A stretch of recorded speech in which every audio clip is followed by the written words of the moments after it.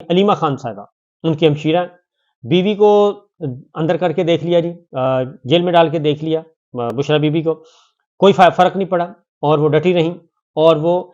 پچھلی رات بھی اور عمران خان صاحب کو، کیونکہ یہ فیصلہ ڈیلے کس لیے کیا تھا، اسی لیے کیا گیا تھا کہ ذرا معاملات شاید طے ہو جائیں، لیکن طے نہیں ہوئے اور عمران خان صاحب نہیں مانے، اور یہ پہلا موقع ہے کہ ایک سیاستدان، ایک لیڈر جو ہے وہ کھڑا ہے،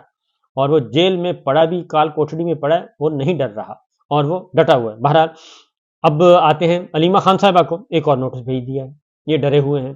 علیمہ خان صاحبہ کو پہلے ایک نوٹس آیا FIA کا، اب دوسرا آ گیا ہے، یہ وزارت داخلہ کی شکایت پر بھیجا ہے اور ان کو کہا ہے کہ آپ انسداد دہشت گردی کی عدالت CTW میں پیش ہو جائیں گی،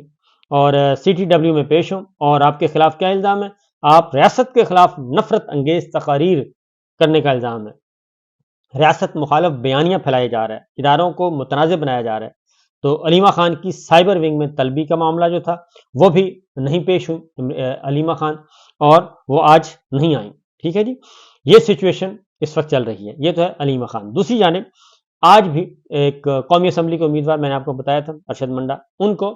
آج جب عدالت میں پیش کیا گیا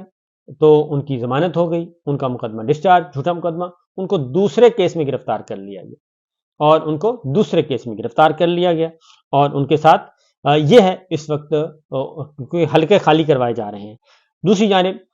نوٹس پہ نوٹس بھیجے جا رہے ہیں، یہ سب کچھ کیا جا رہا ہے، اور بنیادی مقصد صرف یہ ہے کہ کسی بھی طریقے سے ہم 8 فروری کا الیکشن جو ہے وہ مینیپولیٹ کر لیں،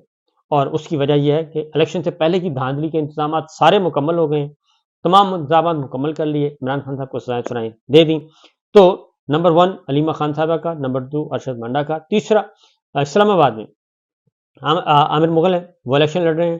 ان کو انتخابی ریلی اور ان کے کارکنان کو گرفتار کیا جا رہا ہے، اور پوسٹرز بینرز اتارے جا رہے ہیں، اور یہ تاثر دیا جائے کہ جناب ہم ہیں سب کچھ اور کوئی بھی نہیں ہے۔ اب ایک اور خبر سن لیں، وہ ہے احتساب عدالت کے جج محمد بشیر، وہ انہوں نے چھٹی مانگی تھی اور وہ فیصلہ نہیں دینا چاہ رہے تھے، لیکن ان کی چھٹی منسوخ، انہوں نے کہا کہ نہیں، آپ کی میڈیکل لیو منظور نہیں ہو سکتی،